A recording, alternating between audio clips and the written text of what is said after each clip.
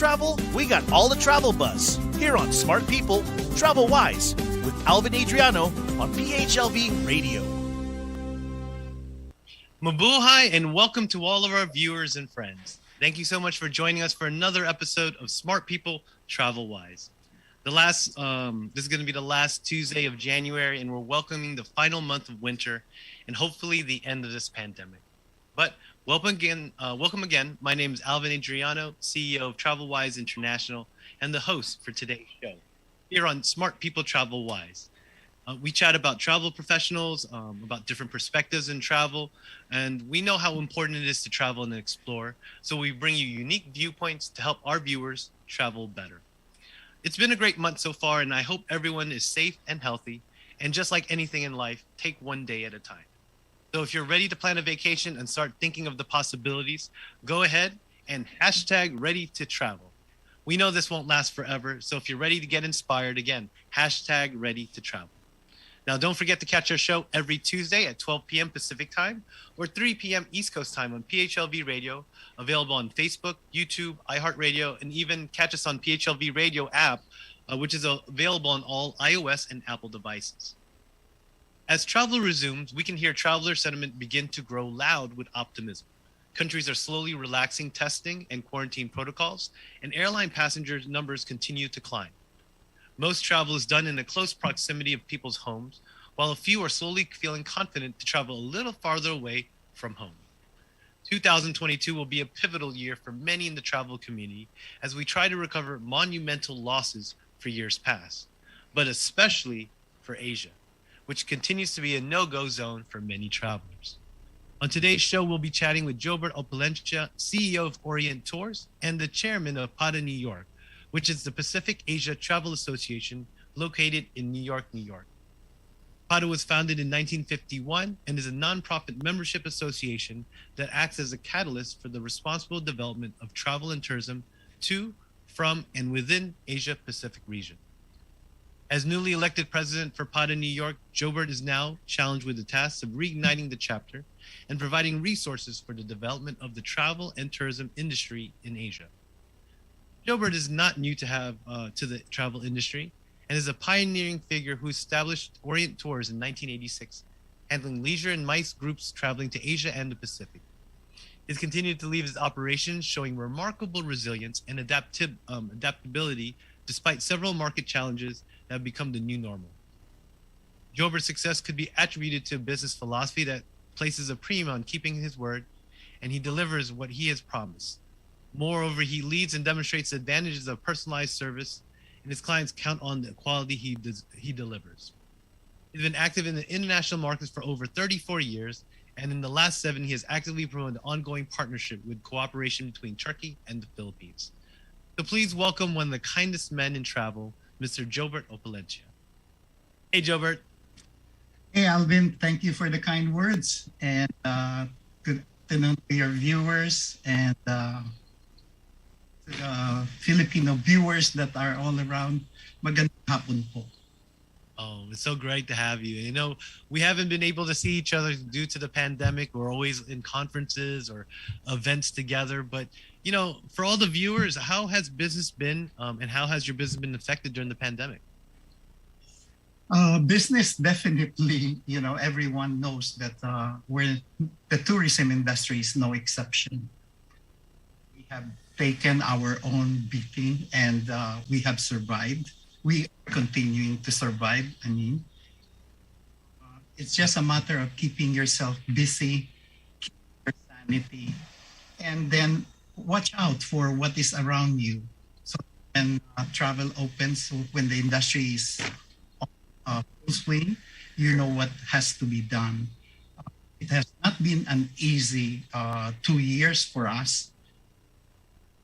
Yeah, no, it's just like any Filipinos, we learn how to save. So whatever we have earned in the past, then, you know, we have some funds to sustain and survive in the next 2, 3 years, 4 years. I think that's an important thing that you pointed out about saving, because uncertainty was a plague that people didn't realize could happen. The world could stop, planes would be grounded. You know, it was the most I never thought that would ever happen in my life. And to see it happen for us being grounded for 2 years, it is an eye opener for anybody who wants to plan about saving or being prepared for the future. I know all of us are going to be thinking about how we're going to be post pandemic and how we're going to prepare for the next issue, that world event. But a lot of people innovated. A lot of people were able to, like you said, navigate through this challenging time. Can you share the optimism or of the resiliency of the travel industry, and how did everyone keep hope alive? Let's face it, one quality that anyone in the travel industry has, whether you're in hotel, whether you're in tour companies, travel agent, you're a masochist. You love pain, anything. And when you're down, really, you try very hard. And at the end, the result is usually you don't even expect that you were able to do it. During the pandemic times, everything happens for a reason. Of course, from the medium-sized office that I had to move it to a one-room office. Mm-hmm. Was the best that I had done. Yeah. And I questioned myself when I moved it, because I moved it in January 2020. They said, why? I said, for several years, we have been working only by telephone, by emails. And I said, what do I need the office for? Everybody was questioning me. And they keep on saying, there you go again. You're so stingy and what. And I'm Filipino. Fortunately, I'm not from Ilocos, but, and then February came, I was in Sabah, Kota Kinabalu. And then when I came back, it's good I came back on time, was when I was feeling it, because little by little people or groups were canceling. Yeah. And I said, what's happening? And April was really, what hit me hard. So what I did was, basically, I sat down, I plot the things that I would be doing, because I was faced with lots of groups that had deposited, the hotels, the airlines, and everyone was coming back to me and saying, get our deposit. Yeah. So you're talking of about 800,000 deposit that you have to get back. Oh my gosh, your hands were tied, right? And, I said, wait, calm down. Sit down and do your thing. So I kept myself quiet. I did not close my world to everyone. I selected the people that I could talk to, that could give me advices, and bingo, it worked out. 8 months, I was able to get at least 90% of the deposits back. Right. To give it back. 10% was there, but they were gone because people wanted to use it up. Yeah. Get their money's worth. So by the start of 2021, by April, it was, everything was settled down. Mm-hmm. Now, the biggest question is, what now? You sustain.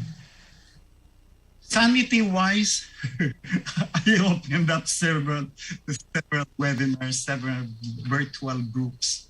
Yeah, I think that's right. I mean, when you mentioned it, I think community was really important at the time, especially in the travel industry, being able to lean on people's shoulders and try to get through this, because, again, this is the largest event or disruptor in the travel industry ever, more than 9/11, more than Zika, more than anything I can ever imagine.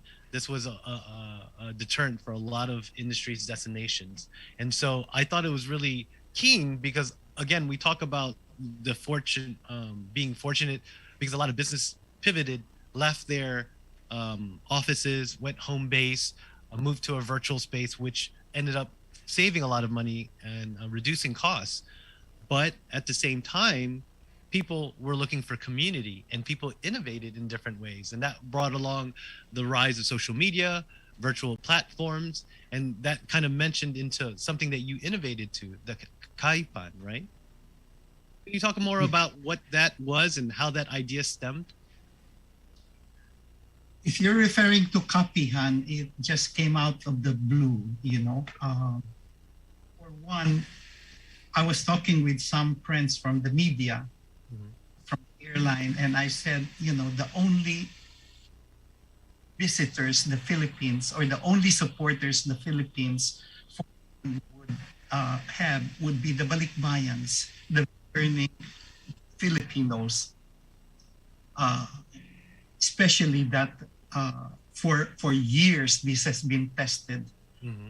Balikbayan has been in existence for a while, and apart from them being able to spend quality time with their families, you know, their friends, the company of their friends, are helping the economy of the country. You know, with the distance between the U.S., Canada, and Asia, especially the Philippines, there's no other, you know, visitors that would help the country except the Filipinos. So that's where we came up with having a talk show, which, you know, let me remind you, you were one of the panelists that we had, to start asking the Filipinos to come home and help the economy while being able to enjoy quality time with their families. Luckily, all the families we had were government officials that were bringing news that made the difference. They have quality answers to the questions that Balikbayans had. They were bringing news to the Balikbayans. It was a program that we wanted to last. We could bring information, news, and at the same time, you know, keep the Filipino busy with news coming from their country. So yeah. I would say Kapihan sa New York has been a success, and I thank you for, you know, for guesting with us before. And we will still get you. No, I think it was great. I think it was really important for communication of information, because there was just so much opinions and fake news going around that a lot of people were confused, overwhelmed. The internet is an oasis of information, whether it's good or bad, whether it's right or wrong. There's information everywhere, and so it was you were able to bring some really great guest speakers to talk about the initiatives, about the protocols, to help everyone understand from the government, from the people in the travel industry that were directly influencing these protocols and quarantines. So I love that you were able to do that. And it's been going on for how many months now? We're on our 13th episode now. Come January 27 at 8 p.m., we have as guest the Honorable Senator Gordon, who would talk about, you know, what he has done as a senator. And the most important part is he is the president and CEO of the Red Cross, which is really an important body in the country right now. Senator Gordon has spearheaded Red Cross and has helped a lot of people. So a lot of viewers have been asking us to, you know, get him. So now, fortunately, or what, we have to pause for a while on the Balikbayan side until the country has opened up the restriction. So there's another issue right now that's very, very important and close to everybody's heart, even the Balikbayans, even the Filipinos who are U.S. citizens, and that is election 2022. Come January 27, our topic would be election 2022, your vote, your responsibility. And our first guest is Senator Gordon. Oh, wow. And again, I've watched it grow and how the network has reached so many different people. And I love how you were able to help so many people still from New York. The virtual was allowed us to be able to to connect with so many different people around the world. And I thought it was so great that you were able to do that, which leads me into my next question, because you love to help people. Talk about the opportunities for Philippines to bring in inbound tourism to help the economy, but that love to help others has also translated to another opportunity where you were just recently elected as a chairman of PATA New York. Could you talk about what PATA is and how much the recognition of chairman is to you? The chairmanship is, the position that's aimed by everyone, but it's not a very easy position in the sense that, pre-pandemic, we have about 400 members. Mm-hmm. So right now, we're very lucky that about 150 plus members have renewed their membership.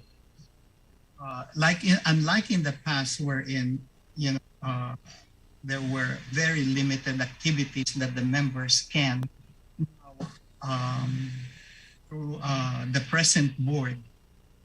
The main objective that I have, or the main priority, is number one, going digital. Mm-hmm. By doing so, we would be able to get the members very active.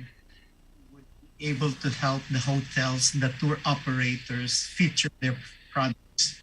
So our time limit, or our deadline for the website to be up, is on the 15th of January. Okay. So that would be what we are aiming for, and definitely we will do it. Going digital, it will make members very active and see, and they would be able to communicate with one another. They would be able to post pictures of the travel that they have done. They would be able to, make suggestions or what. Yeah. It's the most important thing, to have an interaction among members. Yeah. At the same time, we would be featuring, there would be pages that would be devoted to, of course, the PATA headquarter in Bangkok, mm-hmm. For more news about Asia and the Pacific. And there would be pages for the hotels, the tour operators, and the airlines. Another thing that we would be continuing, which was launched in 2021, is the Dine Around program. Would be interested in lunch together and having a discussion or exchange of ideas in one specific, Asian restaurants. Mm-hmm. We have done Korean, we have moved to Malaysian, and then, Singaporean. So it's a nice way to interact with one another. Another thing that we would, and which I feel would be very, very important, is a virtual meeting with for destination updates. Mm-hmm. We will get the NPOs to participate together with some tour operators, yep. hotels, and talk about what's happening in the country. This is the most important thing, that is that we aim to do. Lastly, of course, everybody is really just on the go to travel. So we would select certain destinations that we feel are safe, and we would ask, sponsors to help us. So that is. Lastly, which has not been done, is recognize certain members who have really helped the association in a certain year, like for 2022. At the end of the year, that I want to accomplish is to award or to recognize members who have really contributed their time, their effort, and their ideas to the association. Yeah, I love that. And that's what we're finding out, that people are looking for more purpose and meaning, and the members that have continued to push the initiatives and what PATA represents is important, because I believe PATA will play a pivotal part in how the resumption of travel in Asia, how traveler sentiment will be when they think about Asia. So I love how you were mixing it up with the different ethnicities, moving it from and inviting different NTOs or DMCs, which is destination management companies, to talk about their companies or their organizations or destinations that they invite travelers to come to. What else do you? Is there going to be any other projects or initiatives that PATA will be influencing travelers to invite them back into Asia? Yes, one thing we have been talking since last year is to do travel and food mart. We were thinking of doing it, you know, because of what Omicron is doing. Mm-hmm. This has to be set aside. But I'm hoping beyond hope that we will be able to, before the end of the year or when situation, because it's just very easy to put it together. Yeah. Having the NPOs there, having some tour operators or hotel, plus food is a very good combination. So, we hope to do this in the various cities, starting in New York. And it has been, very well accepted. Yep. It's just the timing that we are looking into. Yeah, everyone loves to travel. Everyone loves food. I have seen your posts. Yeah, I think we all became like indiscreet chefs now that we have time at home practicing cooking. So I think a food display will be really great to inspire other people to travel again. And also, Alvin, for all the viewers who are members and who are not members, remember, PATA is there to support you, to give you information about the market, trends, and they are there to listen. It is not just an association that you pay, you choose, and that's it. No, this is not PATA. You're talking of Asia Pacific area, wherein there's a lot of things that can be done, and that's one reason why New York chapter is one of the most active chapter of PATA, which was created in 1962. So this year we're 60 years, and it will be one of the busiest years of PATA New York chapter. I wanted to ask, is PATA only for travel professionals, or is it open to consumers as well? No, it's open to a certain type of consumers that are very much into the industry. Mm-hmm. So there are some qualifications that has to be met. The majority of the members are in the tourism travel industry. We don't close our doors to new members. We would, for the consumer area, we would look into it. If it is for the betterment of the association, why not? Yeah. All the brains that we can have at this point in time. Oh, I love it. And if someone were to be interested in joining or participate in some of the events, where would they go? Do you have a website? Yeah, just Google it, PATA New York chapter. It gives you what do you call this? It gives you information of whom to contact. And you can also email me, Jobert, Joe, B like in boy, ER, T like in Tom, NYC like New York City. NY PATA at gmail.com. Let me repeat it, JOE, R, T like in Tom, NY PATA, TATA at gmail.com. Yeah, we'll definitely put in the comments. So if anyone is looking to join PATA or learn more about what their initiatives are or what their messages are about connecting tourism to Asia, definitely reach out. We'll definitely put it in the comments. So, we talk about Asia, about how they're trying to influence more inbound tourism to recover from their losses. But we're both Filipino. What do you think, in your opinion, is the best way for Philippines to increase market share and more visibility to increase inbound tourism to the Philippines? Number one, let's go back to Balikbayan. Mm-hmm. This is one priority that has to be done.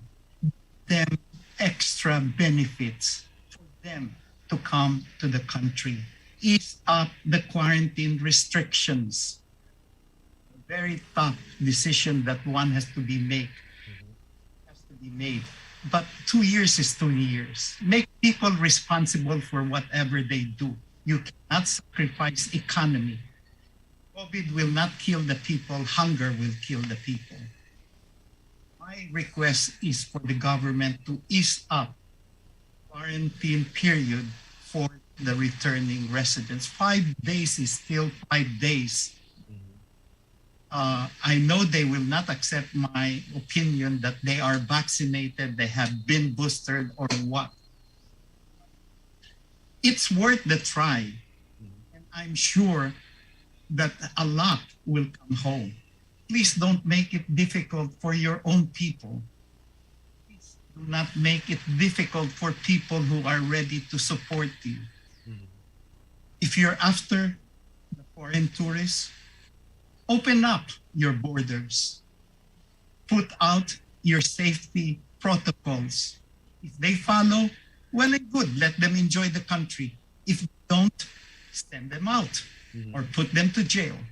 That's the only thing. But I request not only the Philippines, but also the Asian countries, open up. Because each one is affected of whatever you do. Cambodia is open right now to the tourists. Thailand will be open up to the tourists. How about the rest? You know, it cannot be done only by one country. It has to be done by the whole group. We're Asia and we're a survivor. But show it now, opened up before we lose. I think that was great. I mean, you see countries like UK now announcing that they're releasing or dropping all quarantine and testing protocols. You see Europe starting to open up, Mexico, Caribbean. So all of these relaxations should be like a hint to the region of Asia, because they're still under 5-day, 14, 21-day quarantines. So that region is really, really devastated and still continuously suffering from the losses from the last 2 years. I know it's been really hard and a lot of people are suffering, but we all hope that someday soon that we all can start going back to Philippines and being able to spend our money, support the economy, and most of all, see our loved ones. Well said. There's so many things that happened and a lot of people affected during the pandemic. And I know we talked about the fortunate, it's perspective and the way you see it. But what was one thing that was wonderful that came out of the pandemic? I survived. We need shirts that said we survived COVID. You know?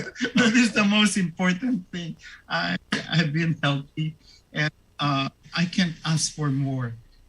Brain is working. I still have my sanity. That's, you know, I'm so grateful for that.